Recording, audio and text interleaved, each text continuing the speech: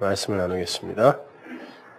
로마서 66번째, 로마서 6장 12절에서 14절까지의 말씀입니다. 함께 봉독하시죠.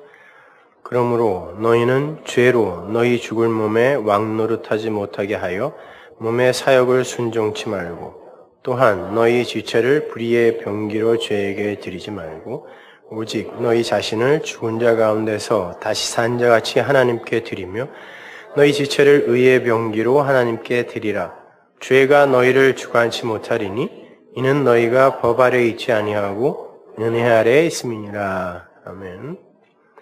지금으로부터 500년 전에 마틴 루터와 존 캘빈에 의해서 종교개혁이라는 것이 일어났습니다. 당시 기독교는 말씀이 없는 껍데기 기독교였어요. 모든 예배를 라틴어로 진행을 했고, 설교 말씀도 교황청에서 일괄 작성해서 각 교회로 보내주던 때였습니다. 그때 목회자는 참 편했겠어요. 설교 원고를 다 보내줬으니까.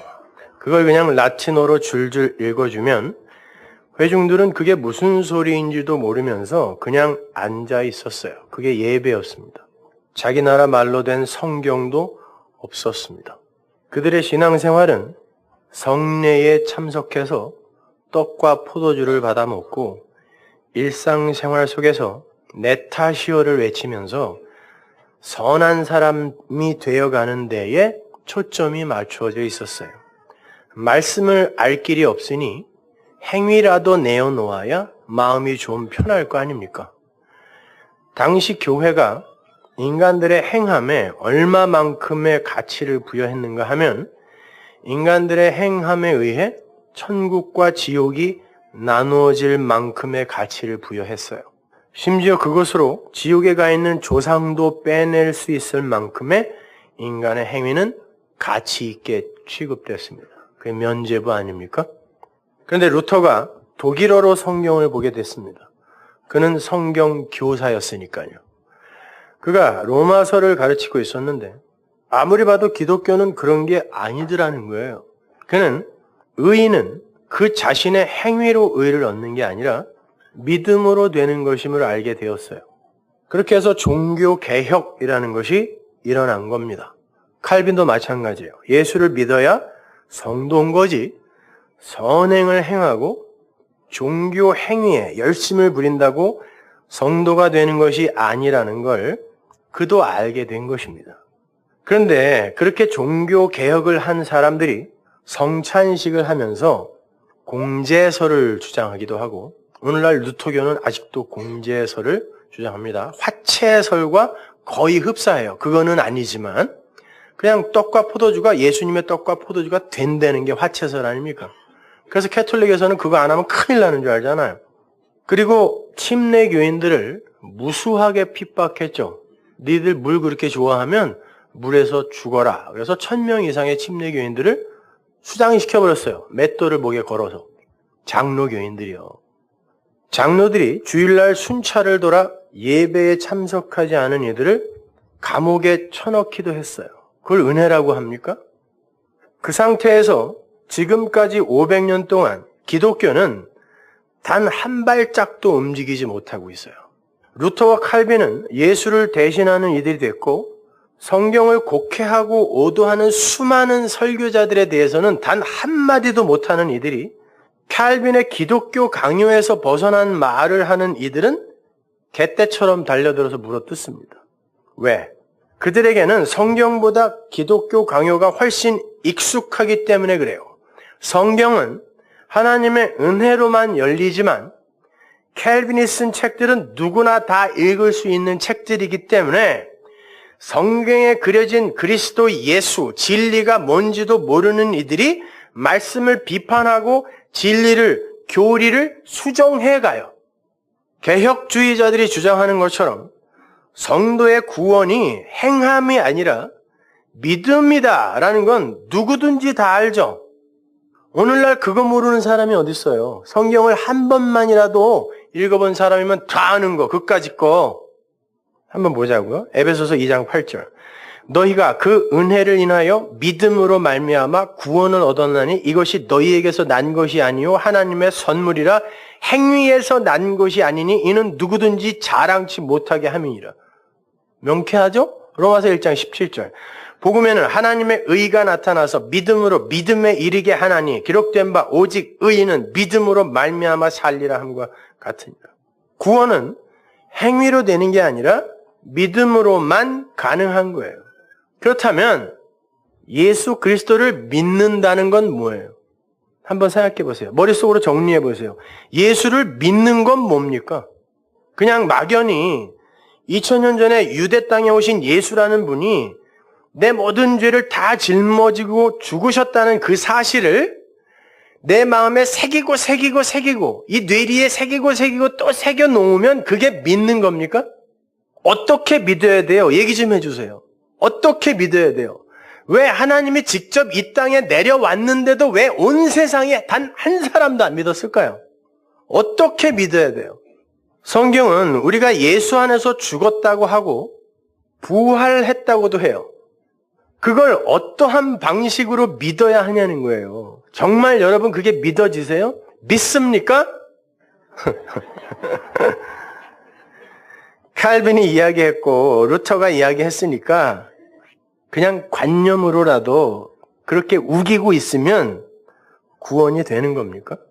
주님은 분명히 복 있는 자는 애통할 것이다 그랬어요. 그죠? 애통이라는 단어가 펜테오, 유월절이라는 단어를 써요. 그리고 위로를 받다. 이게 파라칼레오가 초청받다예요. 그러니까 유월절로 초청을 받는 자가 복 있는 자다예요. 그 말은 네가 유월절로 초청이 되어 양처럼 죽어야 복이다라는 뜻이거든요. 그 말은 유월절에 죽은 예수가 되어봐야, 내가 유월절에 어린 양으로 제물로 죽은 예수가 되어봐야 그가 복 있는 자다라고 이야기하는 거란 말이에요. 그게 성도에게 위로래요, 성경이. 그렇다면 어린 양의 유월절은 우리가 관념으로 믿어야 하는 정도가 아니라 나아가 그 유월절로 초청이 되어, 파라칼레오, 초청이 되어 도륙당해 죽어야 비로소 그게 내 것이 된다 이런 말이에요. 그걸 믿는다 그래요.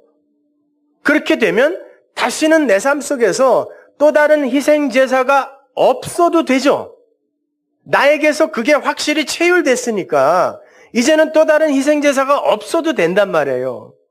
그런데 그건 세상적으로 볼 때 저주이지 복이 아니잖아요. 내가 제물이 되어서 죽는 게. 신약 성경이 복이라고 번역을 하는 헬라어 마카리오스는 여러분이 잘 아는 히브리어 바라크를 번역한 거예요. 히브리어의 복 바라크는 축복과 저주를 동시에 가리키는 거예요. 신명기 28장에서 내가 축복과 저주를 너희 앞에 둔다는 말씀이 나오죠. 그리심산에서 축복이 선언되고 에발산에서 저주가 선언이 되죠. 반씩 나누어서 이스라엘에게 그걸 외치라고 한 게 이게 복이에요. 그 자체가. 근데 그걸 복으로 받아들이는 자에게는 복이지만 그게 무슨 복이야 라는 이들에게는 저주예요. 그래서 아까 우리 기도하신 집사님이 법은 하나인데 생명의 법이 될 수 있고 누군가에게는 사망의 법이 되는 거예요. 법은 하나라니까요. 다른 법이 있는 게 아니에요. 율법이 어떤 이들에게는 사망의 법이 되는데 어떤 이들에게는 그게 생명의 법이 돼요. 아, 이 안에 예수가 있네. 진짜 희생제사가 여기에 들어있네. 이걸 알게 되는 거니까. 그게 복이에요. 바라크라는 단어가 그 전체를 함의하고 있어요. 그 바라크를 파자하면 베이트 로시 카프거든요. 이게 알지 못하는 복이라는 단어. 아무도 못 알아봐요, 그 복을. 그런데 어떤 이들에게는 알아줘요. 이해가 돼요. 그 사람에게만 복이에요. 그걸 바라크라 그래요. 그런데 그 복의 실체를 어떻게 알게 되는가 하면 저주가 무엇인지, 심판이 무엇인지, 죄가 무엇인지를 알면 그게 복이 돼요. 저주가 무엇인지, 선악과가 무엇인지 아는 게 생명이라 그랬죠. 그걸 알면 다시는 선악과 안 먹을 거 아니에요. 그게 생명나무 실과를 먹는 거예요. 따로 있는 게 아니라. 그래서 에덴 동산에서 나무가 단수예요. 계속 단수. 그래서 인간들에게 선악과가 먼저 주어졌던 거예요. 죽어서 사는 거. 따라서 복을 받은 이들은 저주의 현실부터 경험하여 복의 현실로 올라오게 되는 거예요. 잘 들어보세요. 여러분이 아무리 귀에 못이 박히게 예수님이 우리의 모든 죄를 다 짊어지고 십자가에서 죽으셨어요 라는 말을 들으시고 외우신다 해도 그게 여러분의 일이 되어지지 않을 때 그건 울리는 꽹과리 소리에 불과해요. 그건 믿는 게 아니에요. 예수의 죽음은, 예수의 십자가는 내 죽음의 인식에서 비로소 내 것이 될 수 있어요. 나에게 나의 죽음이 인식될 때, 아, 그래서 예수님이 십자가를 지고 죽으신 것이구나 라고 알게 되는 거고, 그때 예수와 내가 하나로 연합이 되는 거예요. 그걸 살았다라고 하는 거예요. 그게 부활이에요. 나라는 존재 자체, 그리고 거기서 나오는 그 어떤 종류의 행위, 사유, 시도, 열정 등도 하나님 앞에서 마땅히 멸할 것 중에 좋은 것, 지난주 수요일날 살펴봤죠? 우리가 드리는 모든 좋은 건 다 마땅히 멸할 것 중에 어떤 것이었잖아요. 그리고 더러운 옷, 이사야는 그걸 더러운 옷 그러죠. filthy rag, 더러운 옷, 똥걸레라고 이야기한단 말이에요. 그거보다 더 더러운 표현이에요. 그거는요. 우리의 최선의 의가 그렇대요. 그렇게 우리와 우리 안에서 나오는 모든 것이 하나님 앞에서 아무것도 아님이 인식될 때 나가 죽는 거예요. 그게 아니네 이렇게 나가 죽게 될 때, 아, 그래서 이런 무력한 나 때문에, 이런 더러운 나 때문에 예수가 죽은 거구나 라고 그게 사실로 와닿게 되는 거예요. 그때 십자가가 비로소 내 것이 되는 거예요. 그 이해가 곧 살아나는 거고, 그걸 믿는다고 하는 것이며, 그게 바로 복이라는 거예요. 그러니까 이 현실 속에서의 나의 죽음이 그분의 십자가를 진리로 밝혀내는 거예요. 내가 이 땅에서 진리로 그걸 밝혀내지 않으면, 내 삶 속에서 그 삶이 일어나지 않고 나에 대한 용서가 일어나지 않으면 그건 아무것도 아닌 거예요. 그건 거짓말이 되는 거예요. 예수 믿는 내가 그것과 아무 상관없는 자로 사는데 어떻게 그게 참이며 진리입니까? 그의 영향을 받아 내가 이 세상에서 진짜 죽은 거네, 아니네 라고 알아야 아, 그게 진짜구나 라고 알게 되는 거 아니에요. 마찬가지예요. 여러분이 그 진리가 되지 않으면 하나님도 거짓말장이가 되는 거예요. 이 자연이 전부가 진리를 이야기하고 있는데 하나님의 아들 진리가 나타나지 않으면 자연이 다 거짓 것이 되는 거예요. 그래서 로마서 8장에 보면 이 자연이, 피조물이 하나님의 아들들이 나타나기를 학수고대하는 거예요. 왜? 내가 진리를 품고 있는데 이 인간들이 못 알아보니까 진리가 나타나야 내가 진리가 되거든요. 이 자연이요. 하나님은 복음을 알아듣는 이들에 의해 참이 되는 거예요. 그래서 하나님이 당신의 백성들에게 너희들 왜 나를 자꾸 거짓말하는 자로 만드니? 라고 그렇게 외친 거예요, 하나님이. 그러니까 그러한 이해도 설명도 없이 무조건 주 예수를 믿어라, 그리하면 너와 내 집이 구원을 얻으리라 라는 문구를 외치고 다니거나 붙이고 다니는 건 자칫 잘못하면, 아, 그렇게 해서 그 예수를 그냥 믿으면 되는 거야? 섬기면 복 주는 거야? 그걸 보고 어떤 이가 그렇게 예수를 믿으면 여러분은 그 사람을 죽이는 거지 전도한 게 아니란 말이에요. 그러니까 함부로 차에다가 그딴 소리 좀 붙이고 다니지 말아요. 그리고 아무나 보고 예수 믿으세요 이딴 소리 하지 말라니까요. 그걸 다 설명해 주세요. 그럴 거면 예수 믿는 게 뭐냐고요 도대체. 그러니까 그런 진리가 되지도 않은 인간들이, 스님들이 지하철에서 뭐 시주하고 있으면 머리에다가 손 얹고 안수하고 지랄들을 떠는 거예요. 왜 그러냐고. 그런 무례한 짓이 어디 있냐고요. 그 사람도 나름대로 지금 진리를 찾아가고 있어요. 근데 불교는 구약의 끝이기 때문에 그게 안타까울 뿐이라고. 근데 거기 대대놓고 지가 뭘 한다고 안수를 하고 있냐고요. 심지어 명동에 나가면 십자가를 끌고 다니는 사람도 있더라고 보니까. 그리고 마이크는 어디서 구했는지 하나씩 다 들고 다니면서 뭐라고 얘기를 하는 건지 아주 시끄러워 죽겠어요. 그걸 전도라고 합니까? 사도 바울이 주 예수를 믿어 그래야 구원을 얻어 라고 이야기를 한 건 그게 무슨 이야기인지 설명을 해줄게의 제목이었어요. 로마서 16장 31절 보세요. 가로되 주 예수를 믿어라. 그리하면 너와 네 집이 구원을 얻으리라. 여기도 내 집도 성전이에요. 니네 가족들이 아니라 주의 말씀을 그 사람과 그 집에 있는 모든 사람에게 전하더라. 여기까지 설명을 해줘야 그게 믿는 거예요. 라고 그가 죽어요. 거기서. 그런데 덜렁 주 예수를 믿으세요. 그러면 희생제사 하세요. 라는 말과 다를 바가 없다니까요. 그렇게 말씀을 전하자, 로고스에 담아 레마를 전하자 그 간수가 목숨을 그냥 내놔요. 자기가 지키던 죄수들이 도망갔는 줄 알고 자결하려고 그런다 그랬죠. 그거는 그 사람들 놓치면 죽는다는 거예요. 그 죄를 다 합쳐서 간수가 뒤집어 쓰게 되어 있었어요, 당시에는. 그런데 갑자기 이 사람이 말씀을 듣더니 이 사람들을 씻겨서 집에 가서 밥까지 대접했어요. 나는 죽어도 괜찮다는 거예요. 그리고는 기쁘게 보내줬다니까요. 이게 죽음이 일어나야 돼요.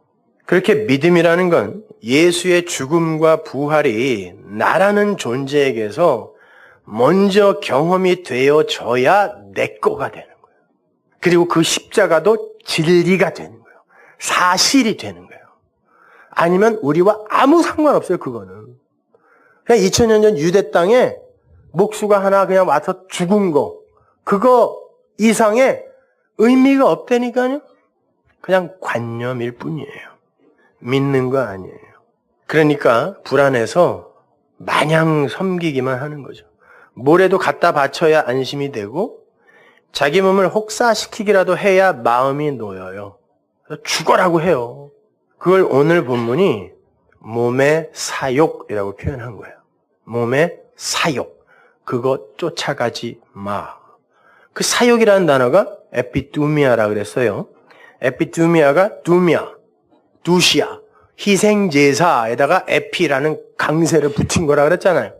그런데 몸의 사욕에 순종하지 말고라는 어구에서 순종하다라는 그 단어, 휘파쿠어도 듣다라는 단어예요. 몸의 사욕을 조차, 그러니까 희생제사를 드리려고 하는 건 모든 인간들의 보편적 본능이에요. 하나님과 떨어졌기 때문에 뭐라도 해야 된다니까, 인간은요. 스스로 하나님이 돼야 되기 때문에 그러한 율법적인 말로 듣지 말고 그걸 들어서 엉뚱하게 해석하지 말고 그걸 들어 엉뚱하게 행하지 말아라. 이게 몸의 사욕을 듣지 말고 순종하지 말고의 뜻이란 말이에요. 그것이.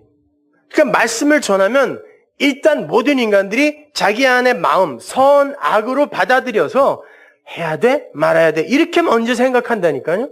그게 몸의 사욕을 좇지 말라예요. 그것이요. 그리고는 이어서 너희의 지체를 불의의 병기로 죄에게 드리지 말고 그래요.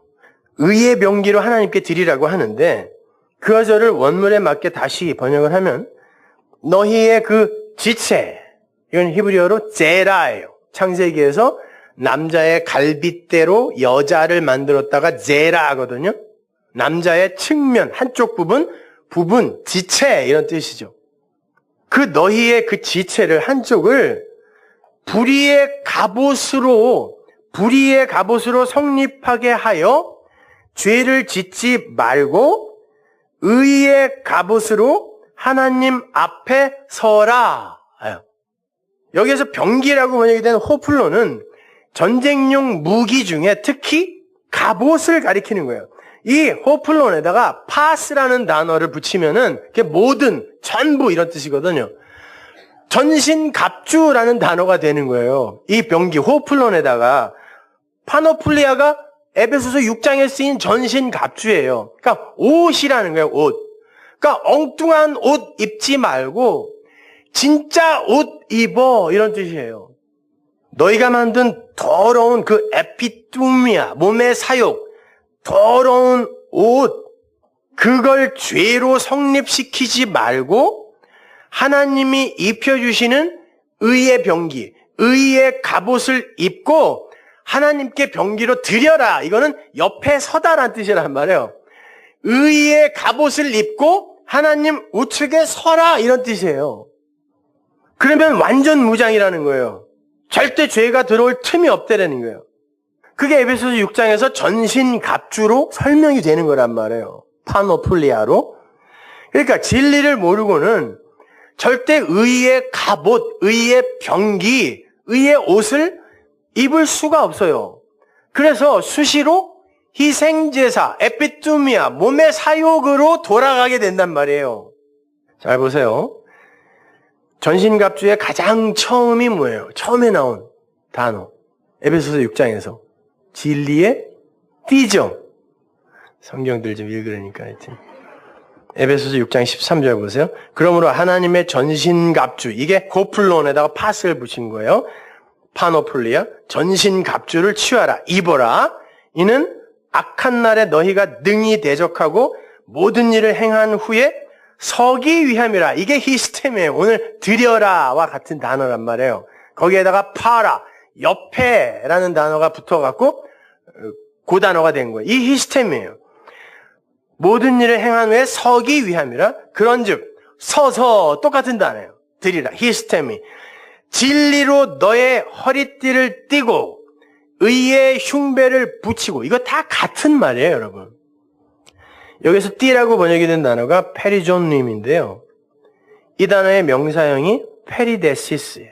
이걸 히브리어로 바꾸면 하고르라는 단어거든요. 그 단어가 띠라는 단어예요. 띠. 근데 그 띠라는 의미보다는 갑옷이라는 의미로 더 많이 써요. 그러니까 이 전신갑주, 파노폴리오, 이 갑옷은 그 진리의 띠라는 게 이렇게 함축하고 있는 거예요. 그래서 맨 앞에 나오는 거예요. 헬라어나 히브리어는 가장 중요한 걸 항상 맨 앞에 두거든요. 그 띠, 진리의 띠 이야기를 하는 거예요. 평안의 복음에 예비한 신, 뭐 이런 게 다 진리에 관한 거잖아요. 복음의 이야기, 말의 이야기란 말이에요. 의의 흉배, 뭐 이런 거 다. 그런데 그 진리의 띠를, 이 띠를, 그 옷을 인간의 행함으로 바꿔버리면 이게 저주의 띠, 저주의 옷이 되어버려요. 창세기에 그 진리의 띠와 반대되는 저주의 띠가 나오는데 하고르가 어디 나오는지 한번 보자는 말이에요. 창세기 3장 6절. 여자가 그 나무를 본즉 먹음직도 하고 보암직도 하고 지혜롭게 할 만큼 탐스럽기도 한 나무인지라. 여자가 그 실과를 따먹고 자기와 함께 한 남편에게도 주매 그도 먹은지라. 이에 그들의 눈이 밝아 자기들의 몸이 벗은 줄을 알고 무화과 나무 잎을 엮어 치마를 하였더라. 무화과 나무 잎을 엮어 치마를 해 입었다 해서 치마가 띠예요. 하고르. 여러분 아마존이나 이런 데 가면은 사람들이 밑에는 안 입어도요 띠는 다 하나씩 하고 있죠. 신기하지 않아요? 그것도 12개를 합니다. 기가 막히죠. 그래서 그 12개가 안 되면 부끄러운 거라 그래요. 아래는 다 벗었는데 띠 하나 모자라면 부끄럽다 그래요. 그 사람들은요. 띠예요. 띠. 엉터리 갑옷, 엉터리 옷이라는 뜻이에요. 자신들의 행위를 지키기 위해 씨도 없는 가짜 열매, 무화과나무 안에 들어있는 열매 안에 들어있는 그건 씨 아니라 했어요. 수술머리예요. 그거 꽃이에요. 그거. 근데 열매인 척하는 거. 그래서 성경이 그거 갖다 쓴 거예요. 하나님은 열매를 원하는데 열매인 척하는 걸 갖고 와서 하나님께 드리려고 하는 게 인간의 행위잖아요. 그 이파리를 엮어서 지들 나름대로 진리의 띠를 해 입었어요. 하나님이 그거 찢어 발기는 거예요. 그리고는 가죽으로 입히죠. 부끄러움을 가린단 말이에요. 그 가죽이 뭘 상징하는 거예요? 성전을 덮은 게 가죽이란 말이에요. 참 성전으로 입혀버리는 거. 이게 성경 전체의 이야기란 말입니다. 그걸 이 아담과 하와가 입은 더러운 옷, 이걸 이사야가 말 그대로 더러운 옷 그런 거예요. 그리고 스가랴서에서도 더러운 옷 입은 자가 나오는 거예요. 하나님이 그거 벗겨버린다니까요. 그래서 스가랴서에 보면 그 더러운 옷을 입은 자가 대제사장이야. 대제사장 여호수아. 대제사장이 입은 옷은 항상 에봇이 있으니까 제사를 지내면 양을 죽이고 소를 죽여서 피 반은 바닥에 뿌리고 반은 가지고 들어가는데 들어가기 전에 우슬초에다 묻혀서 에봇에다가 반드시 발라야 돼요. 근데 제사를 한두 번 드리냐고. 피 범벅이 된 옷이 바로 그 옷이에요. 제사장의 옷. 예수님이 그걸 입고 있다라는 건 바로 그건 아니다. 그래서 내가 그 대제사장이 되어 죽으러 왔다라는 의미에서 계시록에서 계속 피 묻은 옷을 입고 있는 거예요. 그런데 하늘의 왕으로서 그분이 나타날 땐 흰 옷을 입고 있다니까요. 하나님은 그걸 벗겨버리세요. 그리고는 진짜 성전, 가죽으로 갈아입힌단 말이에요. 그걸 세마포라고도 해요. 자신의 노력으로 입은 게 아니기 때문에 세마포예요. 에스겔서에 보면 제사장의 그 복식을 설명하는데 세마포를 짜라 그래요. 왜? 이유도 나오죠. 니들 땀 나면 안 되니까 그래요. 인간들이 땀을 흘려 하나님께 뭘 바치는 걸 거기서부터 하나님은 거부하시는 거예요. 양털 옷으로 만들지 마. 왜? 땀 나니까. 나는 니네들 땀 냄새 맡기 싫어. 그랬단 말이죠. 하나님이 입혀주는 거예요. 그렇기 때문에 세마포라고도 하는 거란 말입니다. 바울이 에베소서에서 전신갑주, 파노플리아의 이야기를 끄집어낸 건 바로 창세기의 그 가짜 띠, 하고르, 가짜 갑옷, 그걸 겨냥한 거예요. 그걸 오늘 본문이 불의의 병기, 의의 병기 이렇게 표현하는 것 뿐이에요. 그러니까 다 같은 말이에요. 몸의 사욕, 불의의 병기, 무화과 나무, 잎사귀, 치마, 다 율법, 다 하나를 가리키는 거예요. 비진리. 그래서 성경에 그렇게 많은 옷 이야기가 등장하는 거예요. 창세기에서의 그 무화과 잎사귀 옷과 가죽 옷의 이야기가 나온 다음에 바로 이어서 나오는 이야기가 또 옷 이야기예요. 여러분 히브리어로 셋이라는 게 옷 입다예요. 아벨과 셋의 이야기 나오잖아요. 가인과 아벨과 셋. 아담의 아들들이잖아요. 셋이라는 단어가 수트 알죠, 여러분? 영어의 수트. 그 단어가 세트에서 나온 말이거든요. 그 옷을 입다. 그것도 정식으로 차려 입다. 어떻게? 아벨이라는 자는 이름이 그 자체가 하벨, 공허예요. 죽음이에요. 없음이에요. nothingness라는 뜻이에요. 그러니까 죽으러 온 자란 뜻이거든요. 이름 자체가. 그러니까 죽어야 돼요. 마땅히. 가인은 그걸 죽여야 되는 자고 아담의 대역이거든요. 그런데 가인이 만약에 그걸 죽이고 이렇게 해서 우리가 사는 거야 라고 진리로 알면 셋으로 옷 입고 살아나는 거예요. 그러나 그걸 모르면 그냥 살인자가 되는 거예요. 옷 입는 이야기예요. 역시 이것도. 그래서 성경에 보면은 셋이라는 이름을 뭐라고 설명하냐면 가인이 죽인 아벨 대신에 준 자라 그래요. 아벨의 옷을 입고 살아난 자라고 이야기한단 말이에요. 그래서 하나님이 아벨이 죽은 걸 전혀 슬퍼하지 않으세요.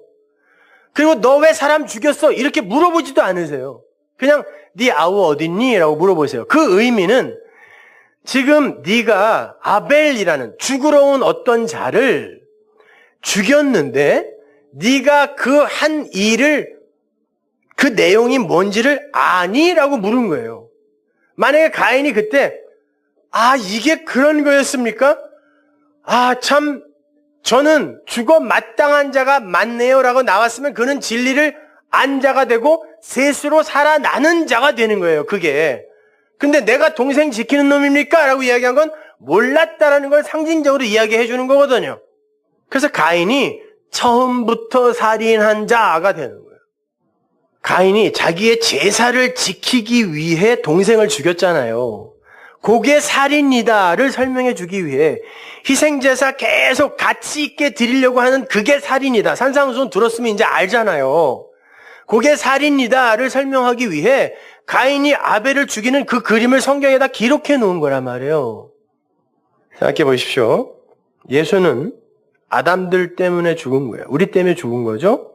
그렇다면 이 세상 모든 아담들은 예수를 죽인 자들이 맞죠? 내가 예수 죽인 거예요. 근데 내가 그 예수를 죽인 것이 무엇을 의미하는 자를 아는 사람이 있고 그게 뭔지 모르는 사람이 있다라는 거예요. 그 죽인 것 자체를 하나님이 벌을 하신다면 누구도 구원하면 안 돼요. 누구도 구원하면 안 된다니까. 다 아들 죽인 자이기 때문에. 그런데 하나님은 그렇게 여기지 않으시고 그 행위를 보는 게 아니라 네가 한 그 일이 내가 뭘 설명하려고 했는지 알아? 이걸 물으신다니까요. 그래서 그걸 아는 걸 믿는다라고 하고 모르는 걸 살인이라고 한단 말이에요. 포네오, 희생제사 계속 드리는 거, 도륙하는 거. 그러니까 그걸 모르면 계속 뭐 하겠어요? 계속 선악구조 아래에서 희생제사 계속 드리겠죠. 그게 살인이란 말이에요. 가인이 한 일이란 말입니다. 가인이 쫓겨나서 제사 안 드렸는 줄 아세요? 더 열심히 제사 드렸습니다, 여러분. 하나님께. 가인의 후손들이 제사 안 지내요? 더 열심히 드린다니까요? 하나님이 근데 그거 안 받으세요.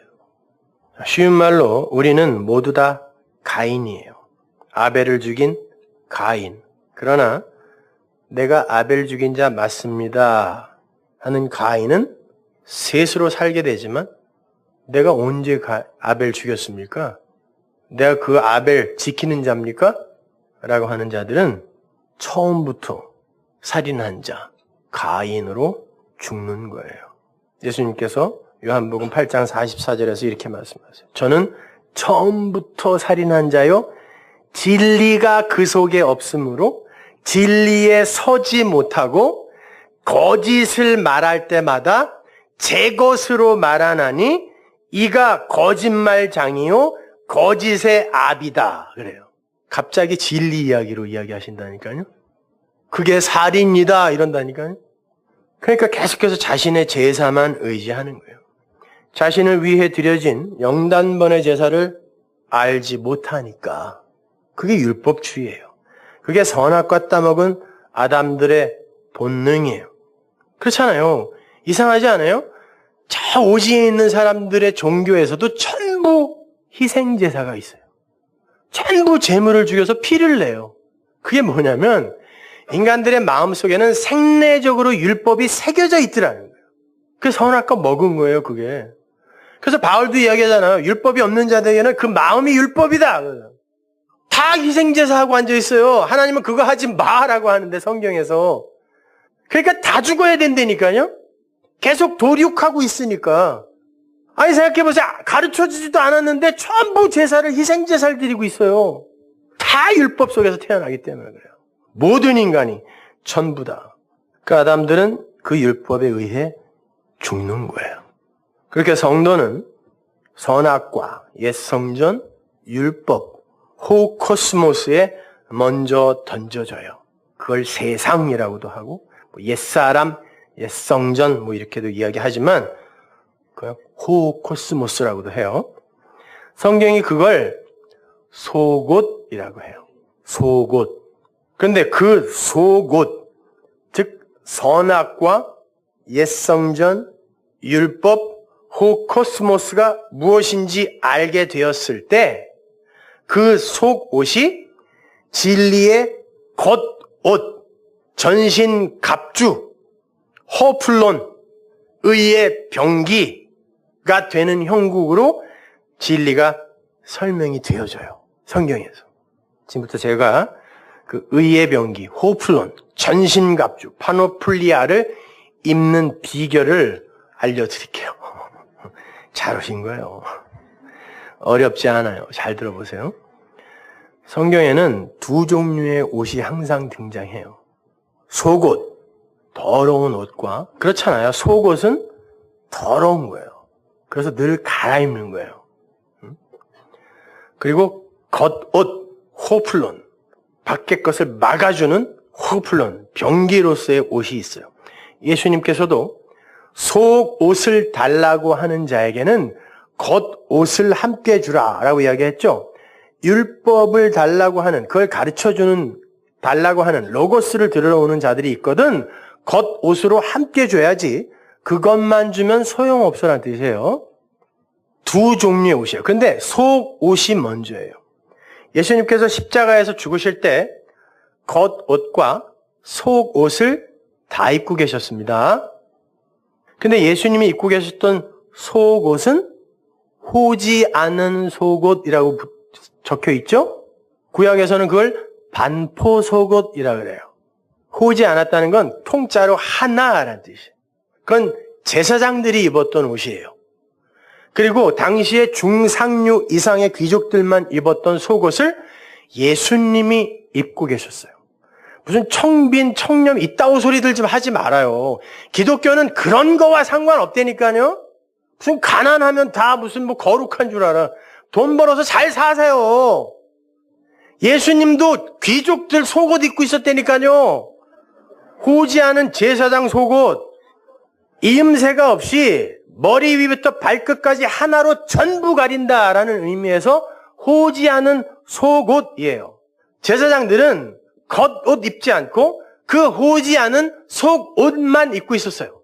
그리고 1년에 한 번 대제사장이 속죄일에 지성소에 들어갈 때만 겉옷을 그 위에 챙겨 입고 들어가서 죄사함, 전체의 죄사함을 끌어낸 거예요. 그래서 속옷은 제사장들의 옷이에요. 출애굽기 28장 39절 보세요. 너는 가는 배실로 반포 속옷을 짜고 가는 배실로 관을 만들고 띠를 수놓아 만들지니라. 이렇게 반포 속옷은 제사장들과 옛 성전으로 대표되는 율법을 가리키는 거예요. 그래서 주님께서 제자들을 보내시면서 두 벌 옷 가져가지 마 그런 거예요. 거기서 쓰인 말이 디오키토나스, 두 벌 속옷이에요. 옷 두 벌 갖고 가지 말고 한 벌만 갖고 가 이런 말이 아니라 니들이 지금 내가 진리를 전하라고 보내는데 속옷만 2개 갖고 가면 안 되잖아. 그러니까 겉옷도 갖고 가야지라는 의미에서 두 벌 속옷 가져가지 마 그런 거지 옷 두 벌 갖고 가지 마 그런 거 아니에요. 그러니까 속옷을 2번 갖고 가게 되면 슈퍼맨 옷차림이 되는 거지. 그러니까 스판 내복에 위에다가 팬티를 입은 그게 속옷 2벌이에요. 그럼 바보죠 그거는. 그러니까 그렇게 입고 가지 말라는 거예요. 예수님의 그 속옷과 겉옷이 누구에게 어떤 모양으로 주어지는지 한번 보세요. 요한복음 19장 23절.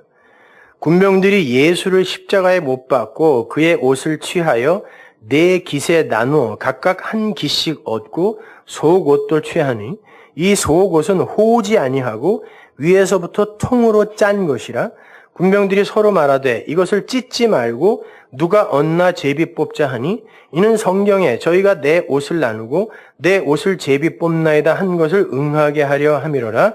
군병들은 이런 일을 하고. 시편 22편에서 그대로 예언된 거예요. 이거. 예수님의 겉옷 히마티온을 예수 죽인 자들이 나누어 가자요. 4조각으로. 산상수훈에서도 예수님께서 마지막 5계명을 4개로만 설명해 주세요. 그리고 4복음서 4개이고 그리고 구약에도 4복음서가 있어요. 창세기 빼고 출애굽기, 레위기, 민수기, 신명기가 복음을 이야기하고 있거든요. 이걸 원문에 맞게 설명을 하면 그의 겉옷을 취하여 진리를 취하여 그 십자가가 뭔지를 진리로 취하여 그 4부분으로 그들 안에 각각의 지체로 되게 했다 이런 뜻이에요. 행간의 의미가. 단순히 옷을 나눠 가졌다 이런 뜻이 아니라 거기 뭐 분깃이란 단어도 나오고 되게 했다, 성립시켰다 이런 단어도 나오고 하는데 그냥 그거를 무슨 말인지 모르니까 국어학자들이 이렇게 그냥 감수해 놓은 거예요.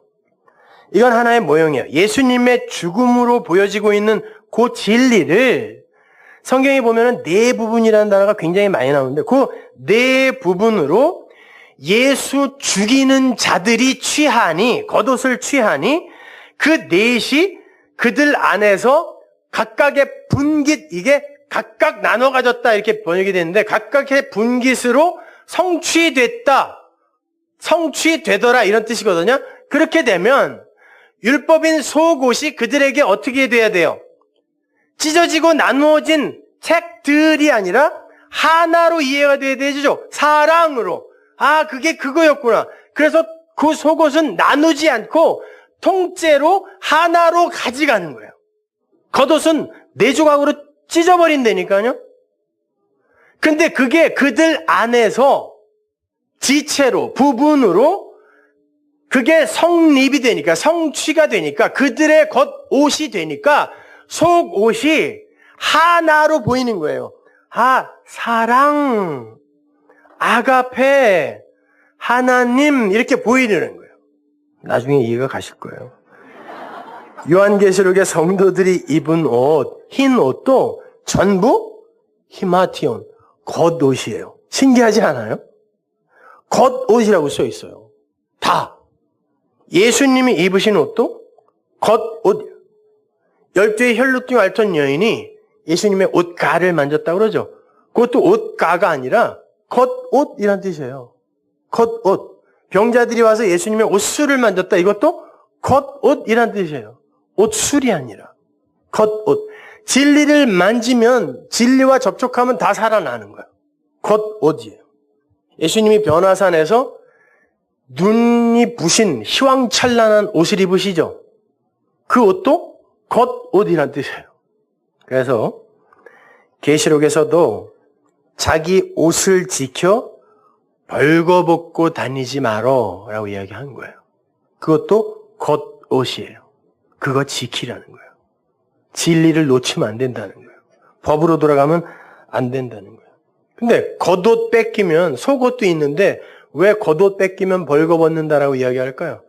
겉옷을 입었다라는 건 이미 그 속옷이 율법이 진리로 겉옷이 되었다라는 의미이기 때문에 이건 벗겨질 수 없다라는 의미이기도 하지만 이게 벗겨지면 벌거벗게 되는 거야 라고 이야기를 하는 거란 말입니다. 고린도후서 5장 1절 보세요. 만일 땅에 있는 우리의 장막집이 무너지면 하나님께서 지으신 집 곧 손으로 지은 것이 아니요 하늘에 있는 영원한 집이 우리에게 있는 줄 아나니 과연 우리가 여기 있어 탄식하며 하늘로부터 오는 우리 처소로 덧입기를 간절히 사모하노니. 여기서 입다 벗다라고 하는데 여기서는 사도 바울이 성전으로 이야기하고 있어요. 성막으로 이야기하고 있단 말이에요. 그 옷을 이렇게 입으면 벗은 자들로 발견되지 않으려 함이라. 이게 계시록에서 니들 옷 지켜, 겉옷 지켜, 안 그러면 벌거벗은 자 된다. 그 단어랑 똑같은 단어예요. 이렇게 우리가 그 성전으로, 하늘의 성전, 새 성전으로, 새 처소로 입게 되는 건 벗은 자들로 발견되지 않으려 함이라. 이 장막에 있는 우리가 짐진 것 같이 탄식하는 것은 벗고자 함이 아니요. 율법을 폐하러 온 것이 아니요. 오직 덧입고자 함이니 그 율법이 진리로 이해되면 그걸 겉옷으로 입는다라고 하는 거예요.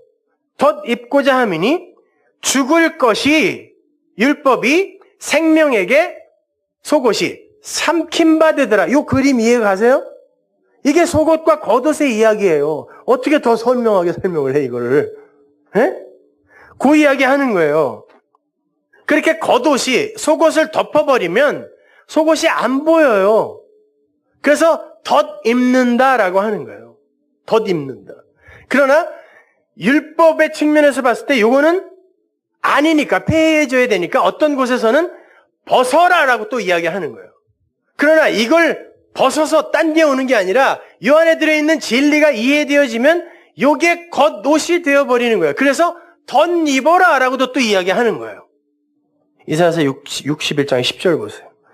내가 여호와로 인하여 크게 기뻐하며 내 영혼이 나의 하나님으로 인하여 즐거워하리니 이는 그가 구원의 옷으로 내게 입히시며 의의 겉옷으로 내게 더하심이 신랑이 사모를 쓰며 신부가 자기 보물로 단장함 같게 하셨습니다. 신랑 신부의 혼인잔치를 겉옷을 신랑이 입히시는 것이라고 이야기하는 거예요. 의의 겉옷, 구원의 겉옷이라고 해요. 이게 호플론이야. 전신 갑주, 오늘 본문이 말하는 의의 병기예요. 호플론. 입어라. 입고 하나님 신랑 옆에 서라. 신랑 신부가 결혼하는 거야. 옆에 서는 거야. 팔짱 끼고. 그런데 그 율법의 속옷을 갖고 성경을 갖고 성경을 이야기하고 성경을 공부한다고 하는데 결국은 그것도 다 지켜내지 못하고 진리도 발견해내지 못할 때 어떻게 되죠? 그들에게 준 그것도 뺏기게 되는 거예요. 그렇잖아요. 줬어요, 일단. 속옷을 줬단 말이에요. 그것으로 예수라는 진리를, 겉옷을 이해하라고 줬는데 그걸로 진리로 가지 못하면 그걸 뺏긴다라고 하는 거예요. 있는 것도, 준 것도 뺏겠다라고 하는 말이 그 말이란 말이에요. 마가복음 14장 48절 보세요. 예수께서 무리에게 말씀하여 가라사대 너희가 강도를 잡는 것 같이 검과 몽치를 갖고 나를 잡으러 왔느냐? 내가 날마다 너희와 함께 성전에 있어서 가르쳤으니 너희가 나를 잡지 아니하였도다. 그러나 이는 성경을 이루려 함이니라 하시더라.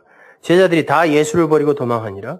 한 청년이 벗은 몸에 배 혼니부를 두르고 예수를 따라오다가 무리에게 잡힘에 배 혼니부를 벗어버리고 벗은 몸으로 도망하니라.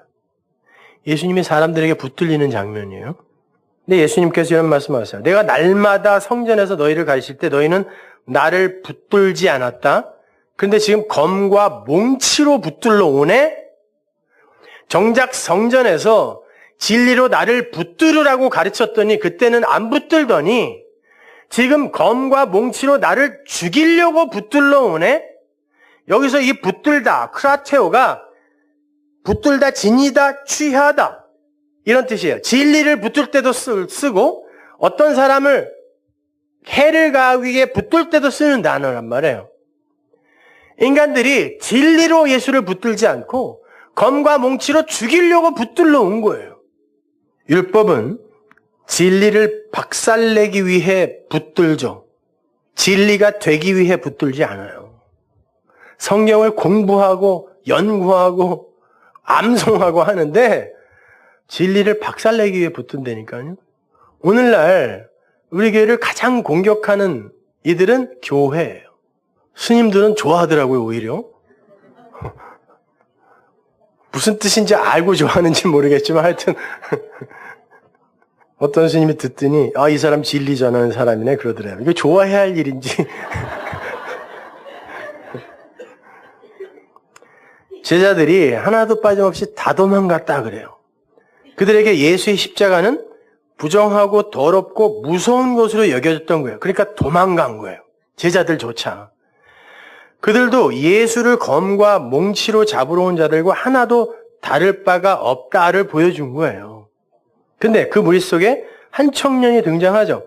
그 청년이라는 단어와 무리라는 단어는 네아니스코스라는 단어로 같은 단어예요. 한쪽에서 그걸 그냥 단수로 쓰고 무리는 그걸 복수로 쓴 거거든요. 같은 놈들이다라는 거예요. 근데 내가 요 청년의 이야기로 그게 뭔지 설명해 줄게 이런 뜻이에요. 그래서 같은 단어예요. 네아니스코스. 이게 뭐 마가라느니 누구라느니 이건 몰라도 돼요. 그게 누구면 어때요? 뻘거벗고 도망간 게. 잘 보시면 그 청년이 뭘 두르고 있는데 배 혼니불을 두르고 있다 그러죠. 이게 신돈이에요. 제사장의 옷, 속옷을 만드는 고운 삼배를 이야기하는 거예요. 배. 쉽게 말해서 속옷이라는 거예요. 그리고 벗은이라고 번역된 단어는 우리가 조금 전에 읽은 고린도후서 5장에 우리가 입음은 벗은 자들로 발견되지 않으려 함이라 해서 그 단어와 똑같은 단어예요. 근데 어떤 놈이 지금 벗은 자로 도망가고 있는 거예요. 그 똑같은 단어로. 뭘 벗겼겠냐고. 예수를 진리로 알아보지 못하는 자들에게는 이미 준 그것도 벗겨버린다는 거예요. 그래? 도망가. 가려면 가. 그러면 너희들에게 준 이것도 필요 없어. 라고 벗겨버리는 거예요. 계시록 16장 15절 보세요. 보라, 내가 도적같이 오리니 누구든지 깨어 자기 옷을 지켜 벌거벗고 다니지 아니하며 자기의 부끄러움을 보이지 아니한 자가 복이 있도다. 이거 창세기 이야기하는 거 아니에요. 벌거벗었으므로 숨었습니다. 그래서 가렸습니다. 뭘로? 가짜 진리의 띠로. 무화과나무 잎사귀 띠로. 하나님이 그거 벗기고 진리의 띠로 전신갑주 입어 그런 거잖아요. 계시록에서 이거 똑같이 이야기해 주는 거예요. 그 옷 입었지 벌거벗고 도망가지 않도록 그거 지켜. 이게 성도의 모습이에요. 진리의 말씀에 끝까지 묶여서 사는 자들. 그들은 목숨 위에 그 진리에 목숨을 걸고 그 진리의 겉옷을 지켜요. 근데 여기 지금 여러분들 고개를 끄덕끄덕하면서 다 듣고 있는 것 같지만 여태까지 제 등에 비수를 꽂고 도망간 사람들은 전부 그런 사람들이었어요. 어디서 이런 말씀을 또 듣겠습니까? 이런 사람이었어요. 다. 근데 끝까지 오래 참음으로 못 들어요. 중도에 이건 뭐야? 난 못 죽어. 이러고 대부분 도망가요. 그러나 끝까지 그 옷을 지키는 이, 지니는 이를 오래 참음, 인내라고 해요. 그거를. 다른 거 아니에요. 뭐 고난이 왔는데 그거 꼭 참았다. 그거는 뭐 딴 사람들도 할 수 있어요. 다른 종교인들도 다 할 수 있다니까요. 그거는. 그 겉옷은 속옷이 무엇인지를 알 때 그 속옷 위에 덧 입게 되는 거예요. 그때 그는 그리스도 기름 부음 받은 자로 다시 살아나게 되는 거예요. 계시록 로마서 13장 14절 보세요. 오직 주 예수 그리스도로 옷 입고 정욕을 위하여, 이게 에피두미아예요. 오늘 본문에 나오는 몸의 사욕, 음욕 이렇게 번역이 되는 단어, 희생제사. 그리스도로 옷 입고 율법주의 안에서 정욕을 위하여 육신의 일 좀 도모하지 마. 이 말이에요. 로마서 13장 14절이. 그러니까 그리스도가 우리의 겉옷이에요. 우리가 지켜야 할, 목숨 걸고 지켜야 할 겉옷이란 말입니다. 그걸 지키지 못하면 에피두미아, 정욕을 위하여 육신의 일을 하게 된다라는 말이에요. 여기도 역시 희생제사라는 단어가 쓰인 거예요. 그래서 요한계시록에서 천상의 예수님이 입으신 세마포와 복음서에서 제자들이 만들어 입힌 세마포가 다른 것으로 나와요. 개역성경은 똑같이 세마포로 번역을 했지만 계시록 15장 6절 보세요. 7 재앙을 가진 7 천사가, 이거는 예수님이 이야기하는 거예요. 성전으로부터 나와 맑고 빛난 세마포 옷을 입고 가슴에 뭘 떼요? 금띠를 띠고, 이 단어, 진리의 띠. 그분이 진리의 금띠를 띠고 세마포를 입고 계시는데 여기에서는 그 세마포가 신돈이 아니라 린넨이라는 단어가 나왔죠. 리논이에요. 리논. 이건 겉옷을 만들 때 쓰는 삼배예요. 리논은. 신돈은 속옷을 만들 때 쓰는 삼배고. 성경에서 그 법을 은혜로 해석해내지 못하면, 속옷이 겉옷이 되지 않으면 여러분이 가진 것마저 빼앗기고 슬피 울며 이를 갈게 돼요. 마가복음 4장 21절. 또 저희에게 이르시되 사람이 등불을 가져오는 것은 말 아래나 평상 아래나 두려함이냐 등경 위에 두려함이 아니냐. 이 등불이라는 건 성전 안에, 성소 안에 등대 있죠. 거기에 이 등경, 거기에 대접을 하나씩 놓는다고요. 계시록에서 나중에 내가 이제 마지막 때가 되면 이 대접 쏟아버릴 거야 할 때 그 대접이 그 대접이에요. 그거 쏟으면 어떻게 돼요? 빛이 없어져 버려. 그럼 끝나는 거예요, 그때는.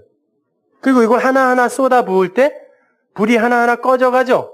그러나 하나님의 백성이 있을 때는 꺼져가는 등불도 끄지 않는다는 거예요. 그 자가 마지막으로 구원되면 끝나는 거예요. 그때가. 근데 그걸 누가 말 아래다 두겠니? 라고 이야기해요. 드러내려 하지 않고는 숨긴 것이 없고 나타내려 하지 않고는 감추인 것이 없느니라. 어둠이라는 거는, 그리고 코스모스를 준 이 세상이라는 거, 모형이라는 거, 율법, 성경이라는 거는 그걸 감추어 두고 죽이려고 준 게 아니라 이걸 빛으로 이렇게 드러내어서 그들을 살리려고 준 거야. 이런 말이에요, 지금 이게. 들을 귀 있는 자는 들어라. 또 가라사대 너희가 무엇을 듣는가 스스로 삼가하라. 무엇을 듣는가? 빛으로, 말씀으로 오신 예수가 뭔가 이야기를 할 텐데 지금 그 이야기를 듣고 있니? 아니면 껍데기를 듣고 있니? 이 말이에요. 그러면 너희들은 죽었다 깨어나도 그게 뭔지 모른다는 뜻이에요. 너희의 헤아리는 그 헤아림으로 너희가 헤아림을 받을 것이요 또 더 받으리니 있는 자는 이해한 자는 받을 것이요 없는 자는 그것으로 겉옷을 입지 못한 자는 그 있는 것까지 빼앗기리라. 왜? 밝혀주고 들려줬는데 뭘 듣고 있는지도 모르고 그냥 엉뚱한 거 듣고 있다가 그것까지 뺏긴다는 거예요. 그 들은 것까지.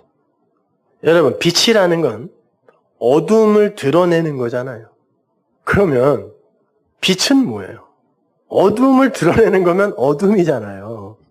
그러나 그 어두움을 어두움으로만 보는 자들이 죽는 거고 그 어두움을 빛을 통하여 이게 사실은 빛을 이야기하고 있는 거구나라고 아는 그 자들이 사는 거란 말이에요.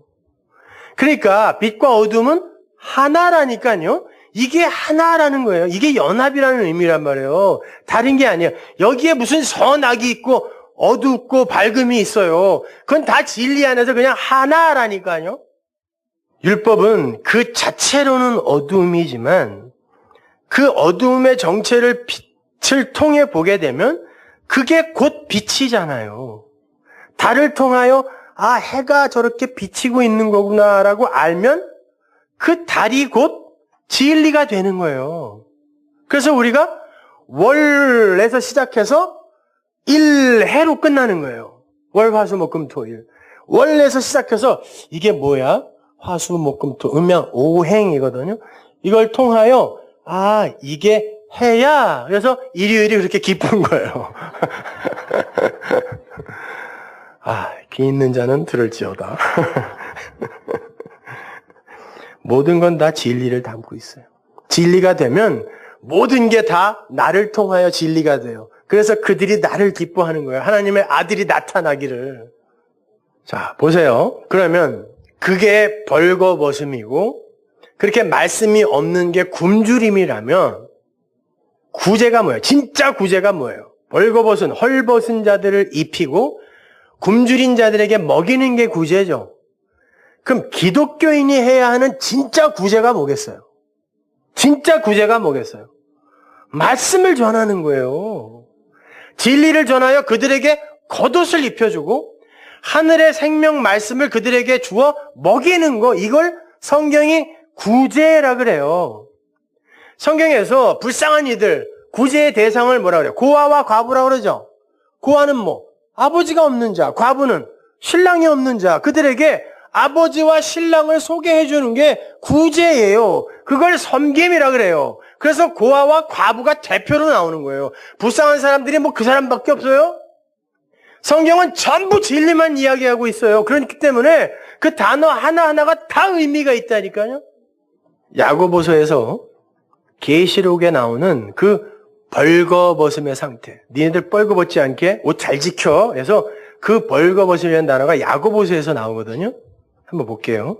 야고보서 2장 15절. 만일 형제나 자매가 헐벗고 이 굼노스예요. 벌거벗고 겉옷이 없어서 벌거벗고 일용할 양식이 없는데, 일용할 양식은 주기도문에서 배웠잖아요. 하나님의 말씀이에요. 너희 중에 누구든지 그에게 이르되 평안히 가라 더웁게 하라 배부르게 하라 하며 그 몸에 쓸 것을 주지 아니하면 뭘 주라는 거예요? 말씀을 주라는 거예요. 근데 그 말씀을 안 주고 엉뚱한 얘기하면서 평안해요, 배부를 거예요, 잘 될 거예요. 그러면 뭐라는 거예요? 그게 무슨 믿음이냐가 이 이야기인 거예요. 말로만 예수 믿는다 그러고 그냥 지만 혼자 처먹고 살이나 뒤룩뒤룩 찌고 이런 거 경고하는 말이 아니라, 야, 어떻게 진짜 벗은 사람, 진짜 배고파서 죽을 사람이 의에 줄이고 목마르다 해서 그 단어는 상대적 굶주림이 아니라 그랬죠? 이거 없으면 죽는 절대적 굶주림이란 말이에요. 그런데 그가 진짜 살고 그가 진짜 겉옷을 입을 그걸 주지도 않고 엉뚱하게 감정적으로 위로해주면서 두 주먹 불끈지게 밖에 나가서 또 그냥 열심히 희생제사하게 만들어 놓고 잘 될 거야, 평안할 거야, 배부를 거야, 열심히 해봐, 그러면 하나님이 복 줄 거야, 응답해 줄 거야, 이러면 이게 무슨 믿음이냐? 그러면 행함이 있는 믿음은 뭐겠어요? 그 말씀을 흘려주라는 얘기예요. 엉뚱하게 십자가 들고 나가갖고 괜히 사람들한테 피해주고 그런 거 하지 말고 아니, 생각해 보세요. 어떤 바보가 그걸 보고 예수를 믿겠냐고. 욕이나 안 하면 다행이지. 근데 그 사람들은 그거 안 하면은 손발 떨려서 못 산다니까요? 불안해서. 그거라도 안 하면은 어떻게 버티냐고요. 희생제사를 해야지. 당분간 명동엔 또 못 나오겠네.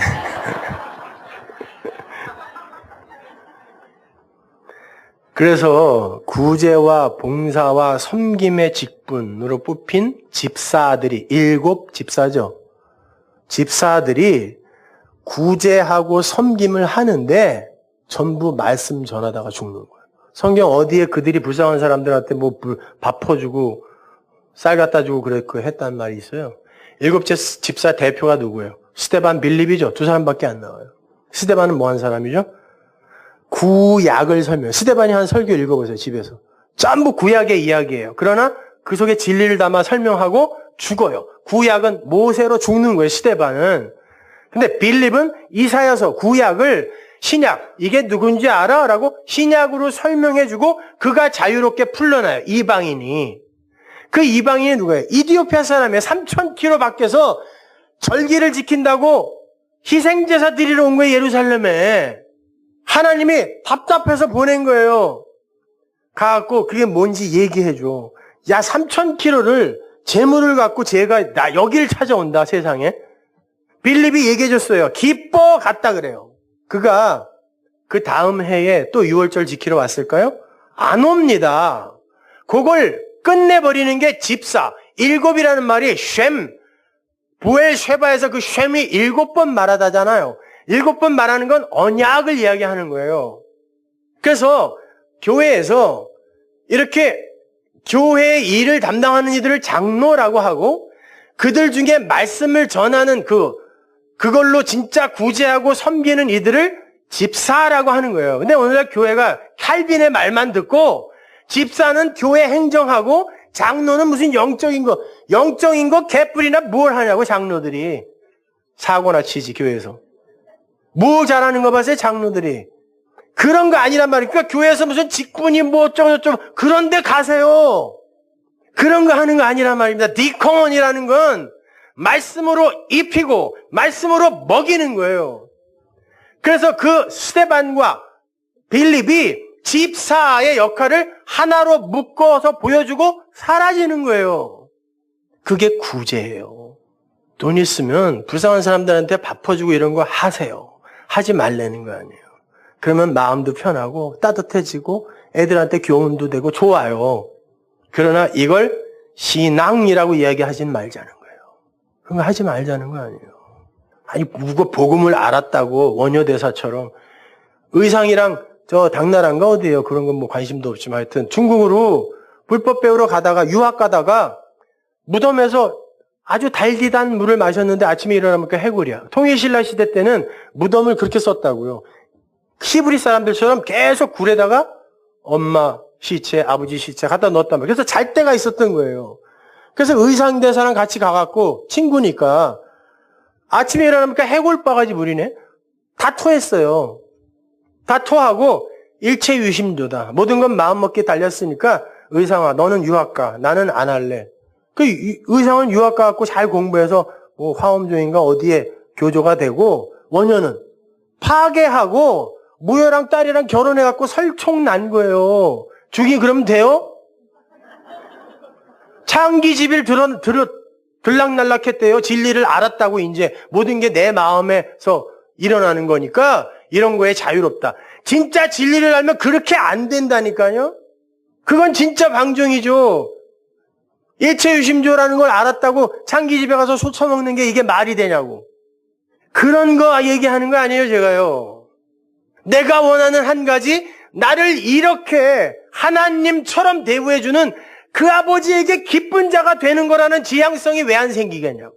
진리를 진짜 안다면, 여러분, 우리의 가능성과 자원이 다 멸해져서 우리가 살아야 그때야 예수의 죽음이 나의 죽음이 되는 거예요. 그게 예수 믿는 거예요. 덮어놓고 예수 믿으라고 하면 그 예수는 또 다른 우상이 되는 거예요.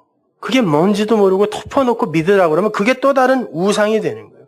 지금 한국교회가 믿는 예수가 바로 그 예수예요. 그 예수를 죽여야 돼요. 내가 아벨을 죽여야 셋으로 부활할 수 있어요. 그 말은 나를 죽여야 되는 거예요. 진리로. 그리고 그게 뭔지 알면 되는 거예요. 그래야 진짜 그리스도 예수가 내 안에서 살아나는 거예요. 그리고 그 안에서 여러분과 죄가 살아나는 거예요. 그걸 동양학에서는 환갑이라 그래요. 십간십이지 있죠. 천간지지라 그래요. 하늘의 열을 땅의 열둘이 깨달아 짝을 맞추면 하늘의 갑으로 완성되는 거예요. 그래서 60이 환갑이죠. 그래서 환갑이 되면 진리를 담고 있는 거니까 무슨 뜻인지는 모르지만 하나님이 하여튼 그렇게 진리를 담아준단 말이에요. 그러면 환갑이 되면 어떻게 되는 거예요? 열둘, 땅의 열둘은 이건 이 열을 이해하여 천간, 십간, 열을 이해하여 땅의 것이 죽고 하늘의 갑으로 사는 거구나 하고 땅이 죽는 거잖아요. 그래서 환갑 때에 그 환갑을 맞은 분이 제사상 뒤로 가는 거예요. 환갑상을 그런 거 생각도 안 했겠지만 동양학에서 환갑상을 어떻게 차리라고 그러냐면 제사상하고 똑같이 차리라 그래요. 왜? 그러니까 여기에서 지금 자손들이 환갑 맞은 이에게 절을 하는 건 죽었다라고 하는 거예요. 그리고 여기 있는 이는 그 죽음이 뭔지 아니라고 몸으로 설명해 주는 거예요. 이걸 환갑, 베레시트가 뭐라고 했어요? 하나님이 보이는 땅의 것으로 하늘의 것을 설명하기 시작한다. 이게 창세기 1장 1절의 첫 단어예요. 베레시트, 태초에. 그게 갑으로 시작하는 거예요. 갑으로 시작해서 자축인묘 진사오미 신유술의 12개로 설명하는 거예요. 땅의 것, 짐승으로 설명해서 이게 짝이 쫙쫙쫙쫙쫙 맞춰갖고 60개가 되면 전부 짝이 한 번씩 돼서 이런 거야 라고 했을 때 죽고 환갑, 하늘의 것으로 완성되는 거란 말이에요. 그러면 그는 당연히 죽어야 되는 거지. 그런데 성전에서 제사를 지낼 때 제사장이 항상 이 편에서 여기를 보고 제사를 드렸단 말이에요. 성막에서도 마찬가지고 하나님이 그러는 거예요. 그 제사는 안 받아. 네가 진짜 이 제사를 중보하는 중보자가 되려면 이리로 넘어오라는 거예요. 그래서 여기에서 이게 무엇인지 여기다가 얘기해 주라는 거예요. 그러니까 이게 맞는 거예요. 지금 이게 제사예요. 진짜 제사. 그러니까 여러분 이 땅에서 우리가 죽어서 산다라는 게 모든 철학이나 종교나 고등종교, 하등종교 구별 없이 모든 게 다 이야기하고 있다면 한번 생각을 해보시란 말이에요. 그러나 그들은 예수로 결론 짓지 못하고 있고 계속 헤매고 있지만 우리는 신약이 있잖아요. 그게 이거구나라고 신약이 있잖아요. 하나님은 전부 그걸 설명하려고 하는데 그걸 못 알아먹고 윷놀이도 독에 걸리면 윷경리예요. 던져서 왜 문자가 없었다니까 이게 뭔지 알아? 이게 이런 거야 라고 진리를 설명하던 거였는데 그걸로 놀이를 하고 앉았네. 내기하고. 윷판도 음양 5행에 북두칠성의 1년 주기를 그려놓은 거 아니에요. 그걸로 진리를 설명하는 거란 말이에요. 근데 그걸로 판을 놓고 건곤가미도 마찬가지죠. 그걸로 문자가 없던 때니까 흔들어서 그림 그려놓고 나오면 뽑으면 이게 건이란다. 이게 어떤 건 줄 알아라고 진리를 설명하던 용인데 점을 치고 앉았네 이걸로 이제. 그러니 성경은 어떻게 쓰겠냐고요. 그 도구들을 전부 그따위로 쓰고 있는 이 야담들이 성경은 어떻게 쓰고 있을까 생각 좀 해보란 말이에요. 무조건 예배당에 앉아있고 예수 이야기하고 십자가 이야기하면 다 기독교라 이런 생각 버리시라니까요. 여러분 기독교는 여기에서 진리를 깨달아 여기에서 죽고 여기서 살아야 돼요. 일단. 그래야 여러분은 영원으로 가요. 영원히 아니에요. 영원히는 시간이 길게 늘어진 걸 영원히 그러죠. 그거는 끝이 있는 영원이에요. 그래서 영원히 아니에요. 영원으로 사는 거예요. 여러분이 움직임이 없는 진리 그것으로 존재할 때 영원으로라고 하는 거지 성경에는 영원히라는 개념 없어요. 영원이라는 건 움직임이 없는 거예요. 하나님이 준 그걸로 그대로 사는 거예요. 영원으로 사는 거예요. 그걸 천국이라 그래요. 너희는 가만히 있어. 부디 그 진리가 여러분 귀에 들리기를 주님의 이름으로 축원합니다. 기도하겠습니다.